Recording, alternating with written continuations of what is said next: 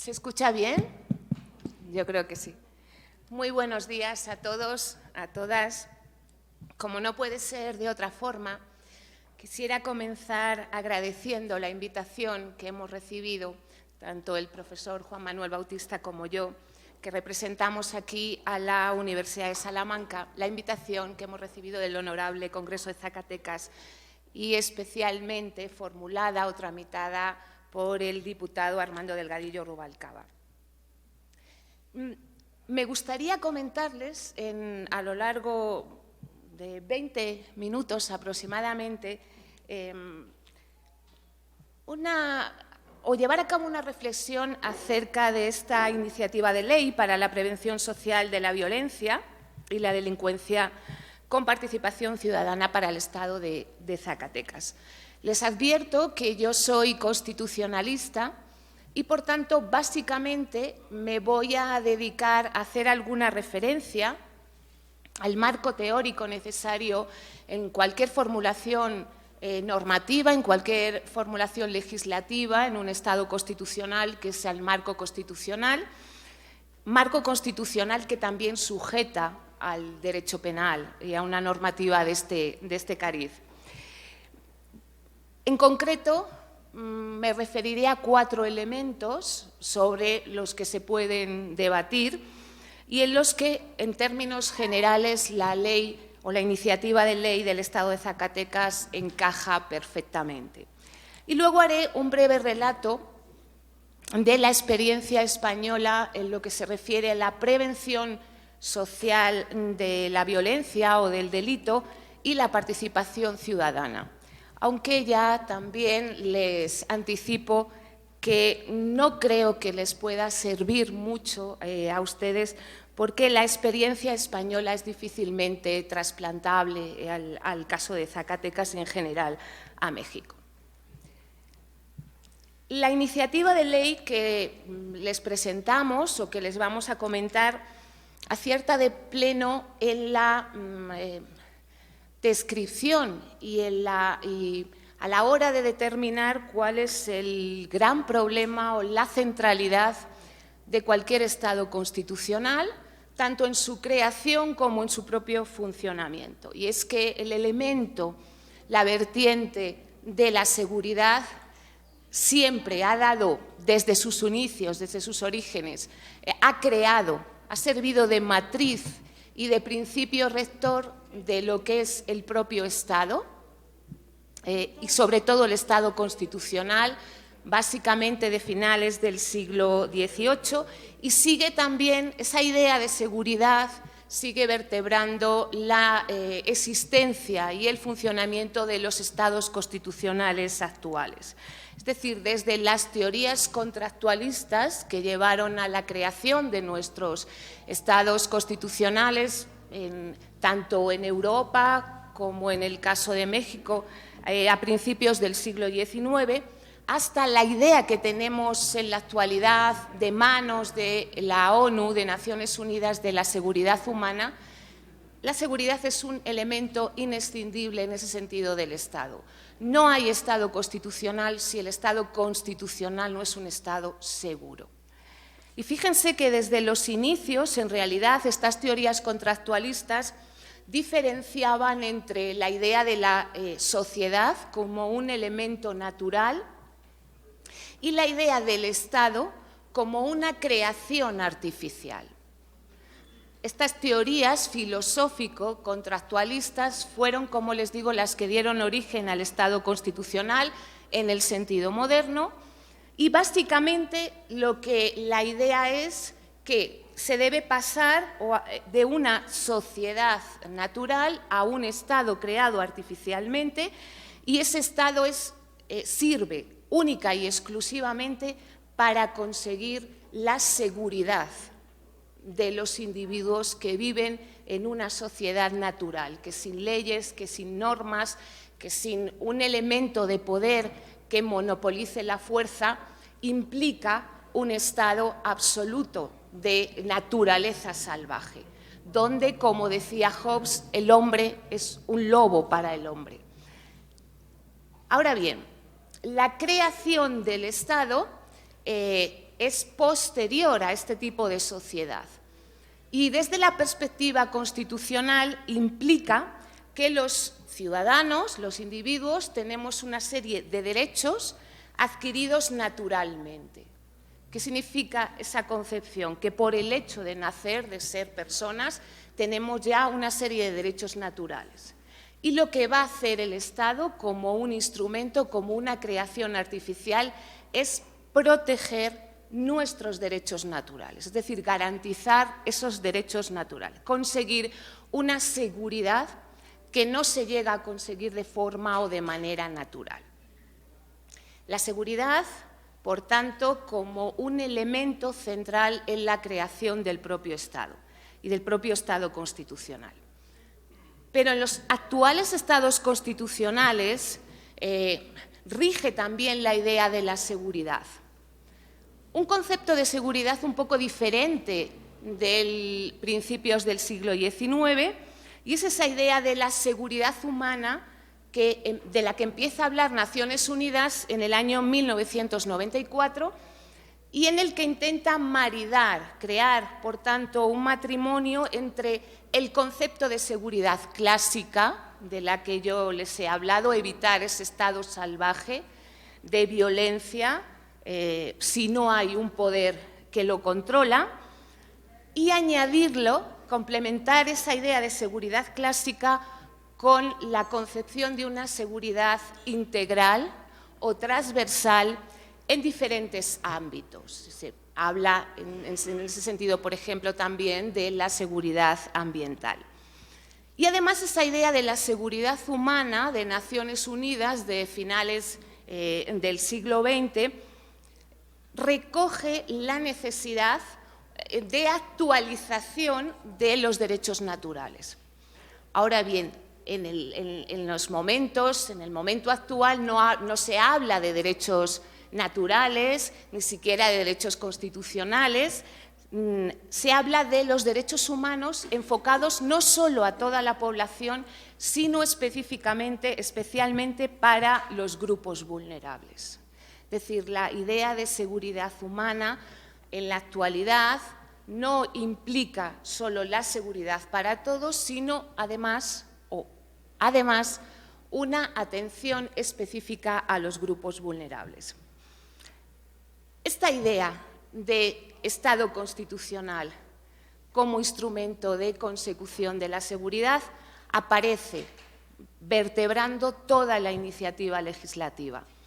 De tal forma que en el artículo 5, cuando la iniciativa de ley nos desvela los principios que van a regir las políticas en materia de prevención social en el Estado de Zacatecas, se habla en concreto de que estas políticas de seguridad tienen que construirse y desarrollarse bajo la perspectiva de los derechos humanos. Por tanto, hay una línea de continuidad, un triángulo mágico que podríamos decir entre seguridad, Estado constitucional y derechos humanos. Y tienen que estar absolutamente conectados. La iniciativa de ley se refiere en este sentido a los derechos humanos y también a determinados grupos que deben ser prioritarios, pero no especifica, y esto no es ninguna crítica negativa en este sentido, porque se trata de una ley que tiene que ser reglamentada, además de aprobada, luego reglamentada, pero sí que podría ser interesante que junto a estos principios de la perspectiva de los derechos humanos se incluyera en concreto, porque en las políticas públicas y especialmente en las de prevención en determinados tipos de violencia, y que contextualmente en el caso mexicano pues, son de cifras elevadas, que se incluyera, como les digo, también la perspectiva de género, la perspectiva incluso de la diversidad sexual. Hay un informe del Observatorio de Protección del colectivo LGTBI del año 2022, donde se especifica que México ocupa el segundo lugar en la región en cuanto a violencia del colectivo LGTBI+. Incluir también como principio específico el principio de interseccionalidad, porque las violencias que se están produciendo en ese ámbito, cuando concurren y confluyen diferentes supuestos de discriminación, es también importante. Y Naciones Unidas trabaja fuertemente con la idea no solo de la perspectiva de realizar políticas públicas en todos los ámbitos y específicamente en seguridad, en materia de perspectiva de derechos humanos, sino concretiza más y habla en ese sentido de la perspectiva de género y la perspectiva interseccional. Esta perspectiva interseccional lo que pretende es establecer políticas dirigidas a determinados grupos vulnerables donde confluyen diferentes supuestos de discriminación. O sea, no es lo mismo, por ejemplo, ser solo una mujer y la violencia contra una mujer que si se trata de la violencia ejercida contra una mujer que además confluye en la misma otro condicionamiento de tipo discriminatorio como puede ser una mujer inmigrante o una mujer indígena. En eso consiste la interseccionalidad. El principio rector del artículo 5 habla de la diversidad en general, pero no habla en concreto, por ejemplo, de la diversidad sexual. Y sí que dentro de esos grupos vulnerables sería necesario hacer referencia, no digo que en la propia ley, pero sí en la reglamentación, a diferentes grupos vulnerables, porque cada uno de esos grupos vulnerables, ya sea pues, las mujeres, la diversidad sexual, como les digo, el colectivo, niños, niñas y adolescentes, incluso mayores, que son grupos vulnerables, cada uno, o activistas en materia de derechos humanos, por ejemplo, que la Corte Interamericana considera que son grupos vulnerables, pues cada uno de esos grupos vulnerables necesita unas políticas públicas de seguridad ad hoc, dirigidas específicamente en relación a los mismos. Hay otro elemento que también me gustaría comentarles y que atraviesa la propia ley, porque, como les decimos, se trata de una iniciativa de ley que intenta introducir, y lo consigue en ese sentido, el elemento democrático. Es decir, no solo es una ley que ha reconocido muy bien cuáles son los grandes problemas y la centralidad de los problemas en los estados constitucionales, sino que además es una ley que acompaña el último constitucionalismo, porque la última etapa, la última era del constitucionalismo es la del constitucionalismo democrático, y es el constitucionalismo no solo que recoge la democracia representativa, sino también la participación ciudadana. Por tanto, se trata de una norma que está a la vanguardia de lo que se refiere al último constitucionalismo. También hay una tendencia de Naciones Unidas que refleja muy bien la iniciativa legislativa y que, por ejemplo, aparece muy detallada en el Foro Generación de Igualdad del año 2021, que además tuvo lugar en México y en París en ese mismo año, con unos meses de diferencia, donde, y hablo del Foro de Generación de Igualdad porque en muchas ocasiones la igualdad y la seguridad, la desigualdad y la violencia van de la mano. Y en ese foro de igualdad se crean unas coaliciones, que se denominan coaliciones para el foro, donde se establece por parte de Naciones Unidas cuál es la visión que los Estados tienen que tener a la hora de implementar políticas públicas y específicamente políticas públicas de igualdad, en este caso necesarias para disolver la violencia. En primer lugar, esa lucha contra la desigualdad, y podríamos decir contra la violencia, debe ser una lucha compartida. Un territorio compartido entre los poderes públicos, por supuesto, poderes privados, la propia ciudadanía, y lo que hace aquí la iniciativa legislativa es incluir, como les digo, esta participación ciudadana, todo tipo de asociaciones, incluso también de organizaciones internacionales. Y dentro de estas organizaciones internacionales, el diputado Armando Delgadillo tenía mucho interés para cubrir también esta recomendación de Naciones Unidas, que la Universidad de Salamanca pudiera revisar y cumplir en ese sentido con esta recomendación. También Naciones Unidas requiere que las políticas públicas en materia de prevención del delito, en materia de seguridad, estén atravesadas o saetadas por ese concepto de la diversidad. Y como les anunciaba, el artículo 5 de la iniciativa legislativa hace referencia en concreto a la diversidad. Requiere también, y por eso yo se lo comentaba, que creo que es un principio rector que se debería incluir, la interseccionalidad, es esa visión mucho más compleja. Y hay una cuestión también muy interesante en la que me gustaría detenerme, porque Naciones Unidas está, podríamos decir, desencantada, y también en general la ciudadanía mundial, con la idea de los Objetivos de Desarrollo Sostenible, donde se encuentra, por supuesto, también la materia de la seguridad. Y esto es así porque estos Objetivos de Desarrollo Sostenible, sobre todo, se configuran y se construyen como una normativa muy de soft law, es decir, de meras recomendaciones muy programáticas, muy generales. Podríamos resumirlo en algo así como muy buenos deseos, muy buenas intenciones, pero muy poco aterrizadas. ¿Qué es lo que busca Naciones Unidas ahora en relación a las políticas públicas y específicamente las políticas de seguridad? Que sean efectivas.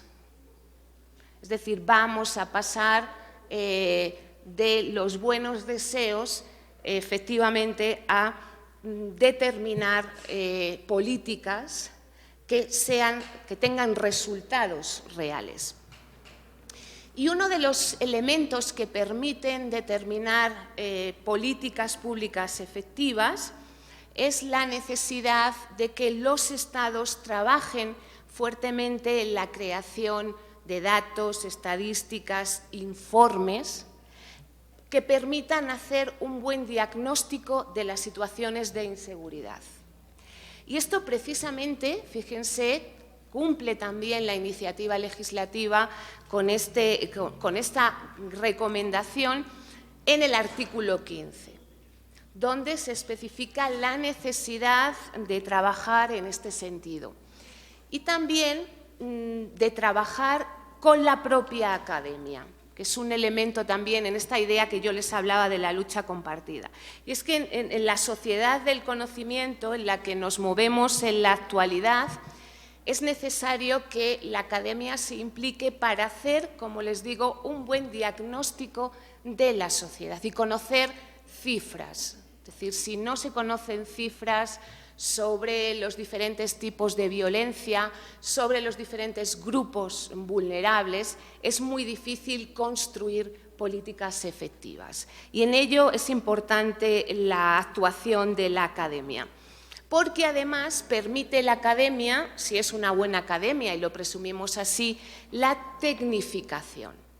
Es decir, no hablar en general de determinados problemas de violencia o de inseguridad, sino establecer políticas ya muy concretas y procedimientos muy específicos, muy técnicos, donde exista una buena construcción de la política pública, un buen diagnóstico, una buena evaluación, y eso exige conocimientos técnicos.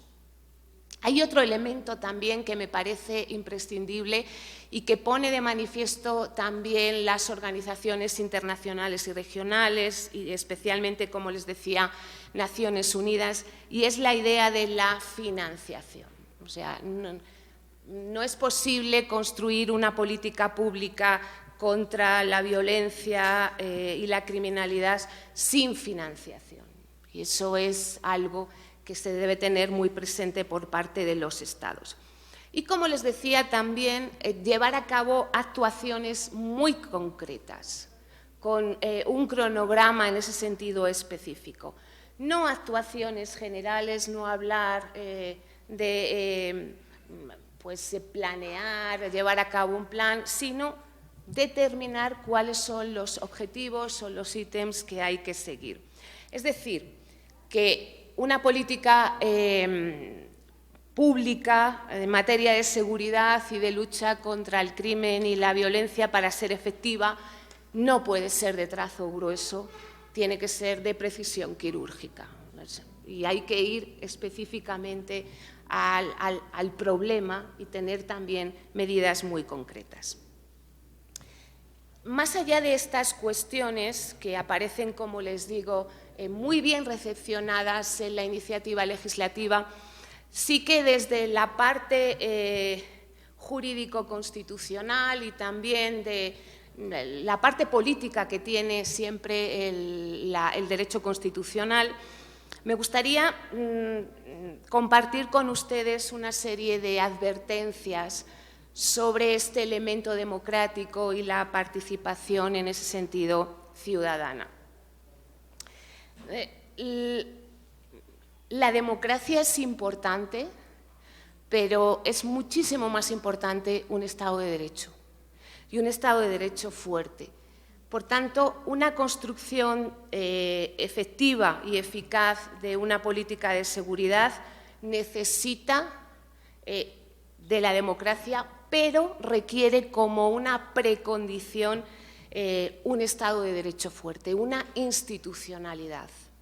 Y eso se lo da a los cuerpos y fuerzas de seguridad del Estado, el Ejército, el Poder Judicial y el Gobierno, la legislatura. Es decir, que también haya un Estado, en ese sentido, un poder público, unos poderes públicos en general fuertes, porque si no hablamos de impunidad. Fíjense, y esto puede resultarles extraño, pero en Europa y México también se había desligado mucho del resto de estados constitucionales latinoamericanos, pero en Europa, sobre todo, y por eso hay poca impunidad, lo que nos fijamos sobre todo es en la fortaleza del Estado de Derecho.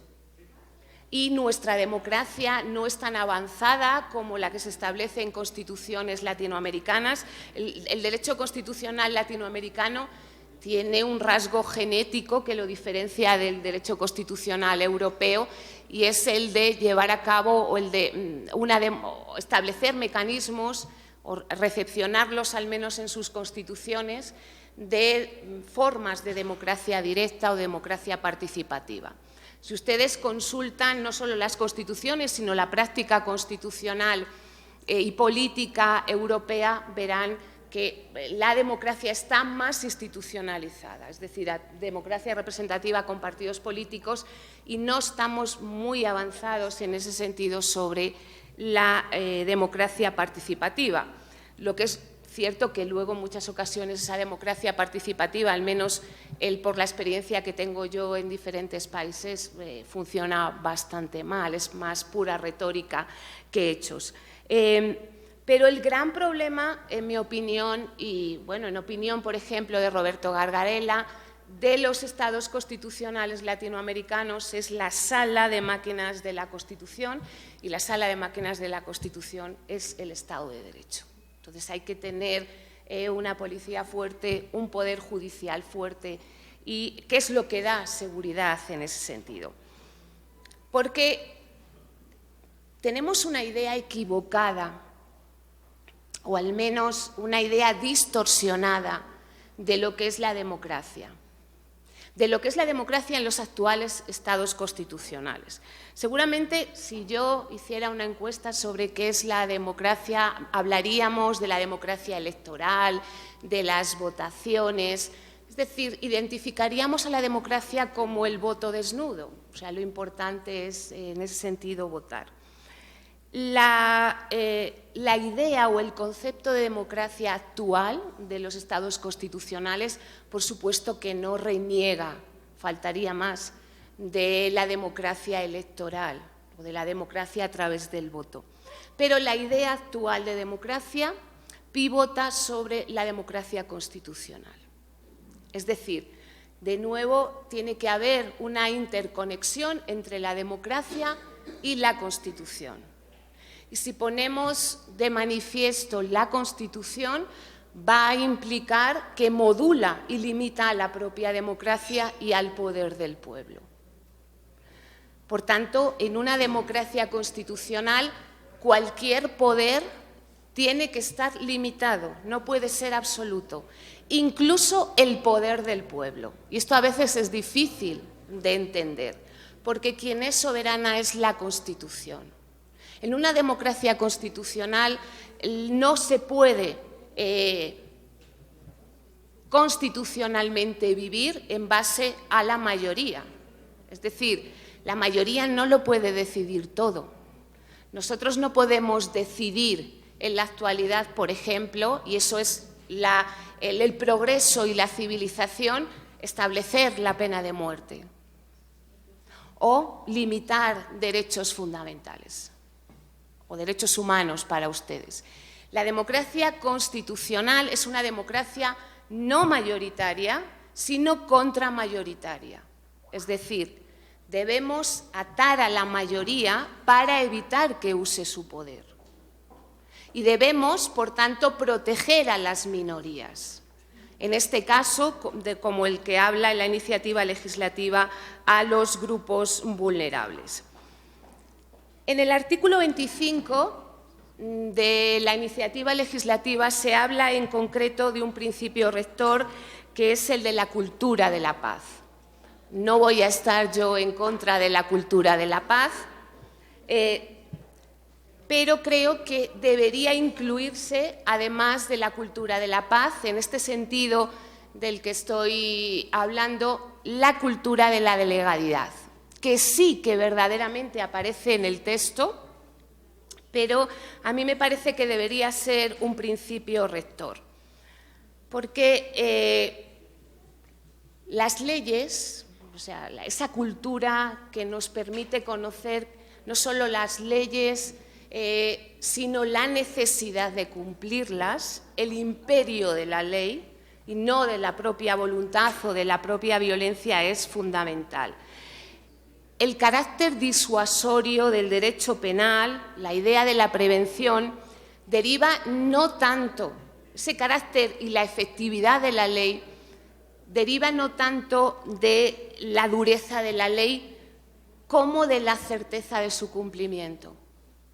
Es decir, no es tan importante que por un delito tengamos una pena de prisión de 25 años, que luego va a quedar en impunidad ese delito, como saber que tengo 5 años, pero que va a ser cumplido.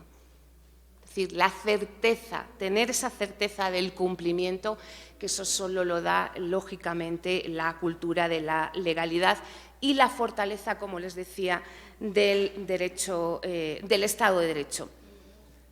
Por eso, junto a la cultura de la paz, creo que como la paz se consigue si todos pensamos que debemos respetar la Constitución, respetar los derechos de los demás y respetar en ese sentido la ley.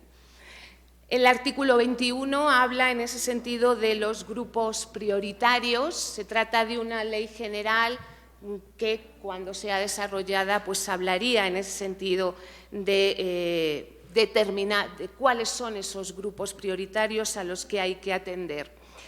E insisto, creo que se debería incluir como principio rector la cultura de la legalidad. Se habla también de la necesidad de articular políticas de participación y de consulta, y que también son necesarios en ese sentido desarrollar. Y el Estado de Derecho, del que yo le doy un protagonismo esencial, arrastra también la responsabilidad.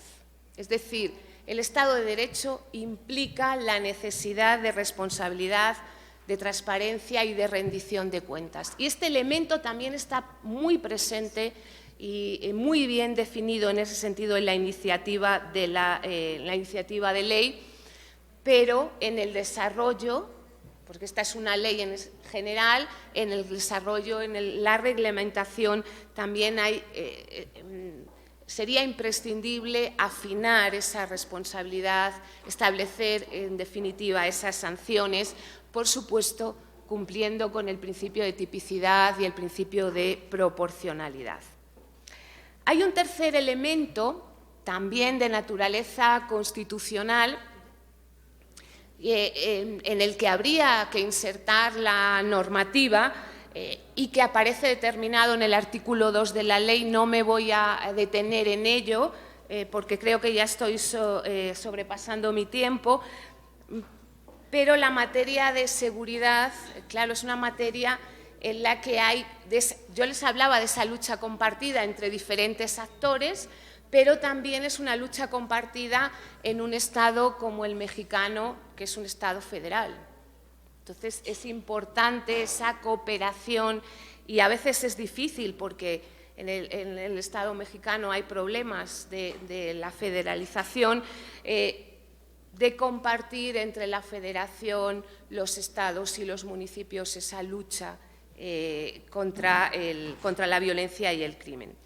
Y hay un elemento también con el que quiero finalizar esta primera parte, que era la más larga, y es la necesidad de acentuar la prevención, no solo la prevención social, sino la prevención en ese sentido policial y ciudadana, es decir, compartir esa lucha, porque la prevención que se lleva a cabo policialmente y de la mano de la ciudadanía va a permitir, en primer lugar, reforzar ese Estado de Derecho, porque es una lucha también en ese sentido compartida, reforzaría las instituciones públicas, las instituciones de la propia policía, evitaría también la desafección, que es un elemento muy común y muy habitual en todas las sociedades, es decir, sentirse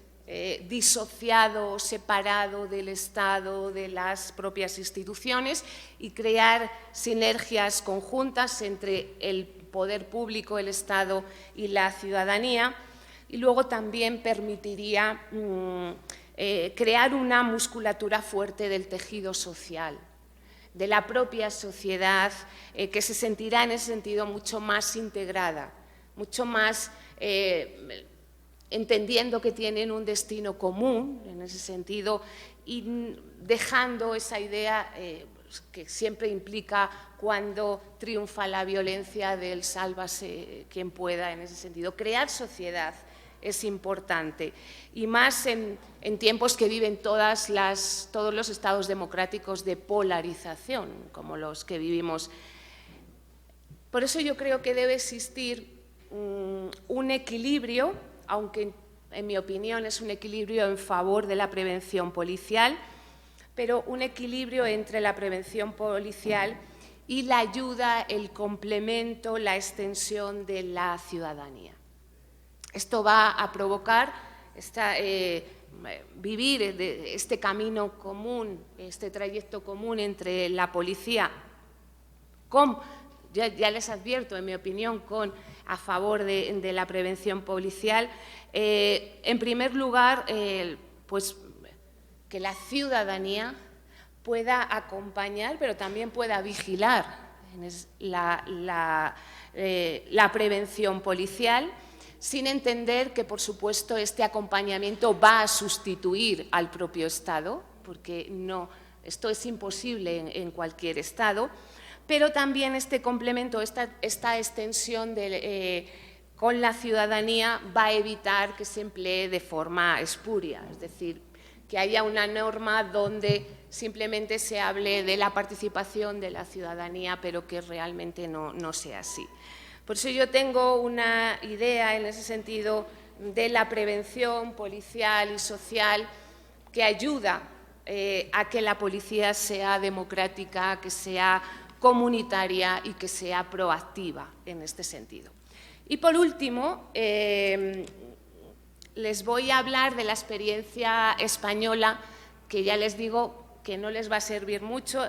El primer día que llegamos a Zacatecas fuimos a la mina del Edén y el caso español es como un Edén, o sea, es difícil que ustedes puedan entender o que alguna experiencia del caso español les pueda servir para resolver el problema real que tienen y grave de inseguridad. Pero como yo creo que esta iniciativa de ley va en el camino de llegar al Edén, pues les voy a explicar lo que les espera en ese sentido en el caso español con la experiencia española. Básicamente, la participación ciudadana en el ámbito de la prevención y de la seguridad en España se lleva a cabo por un cuerpo que sería federal para ustedes, para nosotros nacional, que es el Cuerpo Nacional de Policía, la Policía Nacional, y luego por las policías municipales, por las policías de los municipios y locales. Nosotros tenemos no tenemos muchas policías estatales, de lo que para nosotros corresponde a la comunidad autónoma. En el ámbito federal tenemos una Comisaría General de Ciudadanía, de Seguridad Ciudadana, mejor dicho, que se crea pues, cuando nosotros llegamos a la democracia después de un régimen dictatorial en 1978, y esta Comisaría General de Seguridad pues, es regulada por una normativa del año 2012 y 2013 donde establece la estructura que tiene interna. Y dentro de esa estructura interna se ha creado una unidad central de participación ciudadana.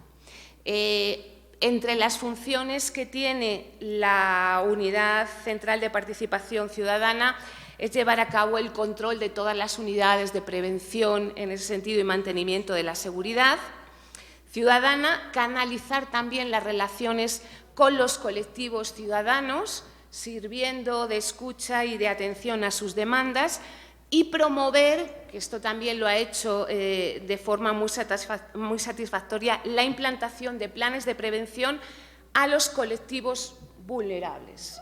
Y tiene planes de prevención en determinados colectivos.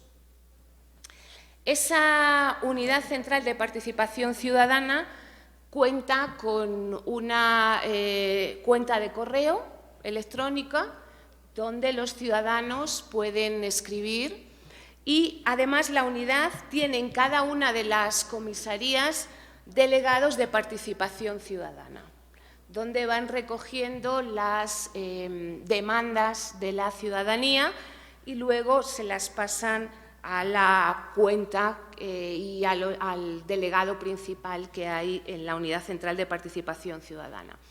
En base a esas demandas ciudadanas, por un lado, lo que se puede observar es los problemas que hay en materia de seguridad, de violencia o de crimen, y después de verificar esta información se establecen ya planes concretos desde la unidad para atajar esos problemas de violencia. Las áreas de trabajo que tiene esta unidad son básicamente 5. Tiene un programa de colectivos ciudadanos donde trabaja con los diferentes asociaciones, diferentes colectivos. Tiene un plan muy interesante que es para centros educativos y sus entornos, para evitar problemas que también aparece en la iniciativa legislativa, para evitar que se cometan delitos no solo en las escuelas, sino también en los entornos, que por ejemplo en los entornos se pueda vender droga o que pueda haber depredadores sexuales en relación a los menores. Tiene también un plan de turismo seguro, donde se establecen medidas de prevención, sobre todo de delitos que se puedan cometer contra los turistas y el tratamiento que se tiene que hacer. Tiene también, en cuarto lugar, el plan Mayor Seguridad, de mayores. Es decir, es un plan dirigido específicamente contra personas mayores, o sea, a favor de personas mayores, para evitar que se puedan cometer delitos contra estas personas. Sobre todo se está detectando que hay muchos delitos, ciberdelitos, en relación a estas personas que desconocen cómo funciona bien Internet o a través de su propio teléfono móvil y que reciben pues, anuncios, pican y resulta que luego es un fraude. Y también tienen, su área de trabajo es también muy interesante, la última que tiene es sobre delitos de odio en diferentes colectivos. Y tiene una instrucción, la policía, del año 2019, donde lleva a cabo cuál es el tratamiento que tiene que desempeñar en relación a los diferentes colectivos. Y como les decía, también las policías locales trabajan codo a codo con la ciudadanía en un programa que cada municipio tiene su propio programa, pero suele ser muy parecido en todas las ciudades. En aquellas ciudades que son más grandes es más sofisticado, pero básicamente consiste en un programa de policía en el barrio, donde a determinados efectivos de la policía van visitando, hay un calendario que además se publica en la página web del ayuntamiento y donde van visitando los barrios, hablando con los vecinos y recibiendo todas las demandas de los vecinos. Incluso en muchas ocasiones desarrollan labores más allá de policiales. Les cuentan, pues esta señal de tráfico se ha caído y ellos canalizan también canalizan esas demandas, aunque no sean meramente de prevención y de Comisión de Prevención Social del Delito, y las canalizan a otros ámbitos del propio ayuntamiento. Las policías locales se suelen coordinar con el Cuerpo Nacional de Policía del que yo les hablaba en lo que se refiere a la prevención social del delito en los centros educativos. Por tanto, no solo va la policía, que está codo con codo trabajando con las autoridades educativas, donde a los niños se les explican determinados delitos, y también va la policía local. Y además tienen, por ejemplo, en el caso del Ayuntamiento de Salamanca, un plan de ciberseguridad, incluso de cibercooperantes, de personas que van en el sentido por los colegios y por otras instituciones para poder alertar a la ciudadanía sobre los ciberdelitos. En mi opinión, y con esto ya finalizo, en mi opinión, la iniciativa legislativa ha identificado muy bien cuál es la centralidad antes y ahora de los estados constitucionales. Además, se adecúa, se ayorna al nuevo concepto de los derechos del Estado constitucional en su vertiente, en ese sentido, de Estado democrático y, por supuesto, recoge de forma general cuáles son las medidas y las recomendaciones que llevan Naciones Unidas sobre la necesidad de implementar políticas en materia de seguridad. Muchas gracias.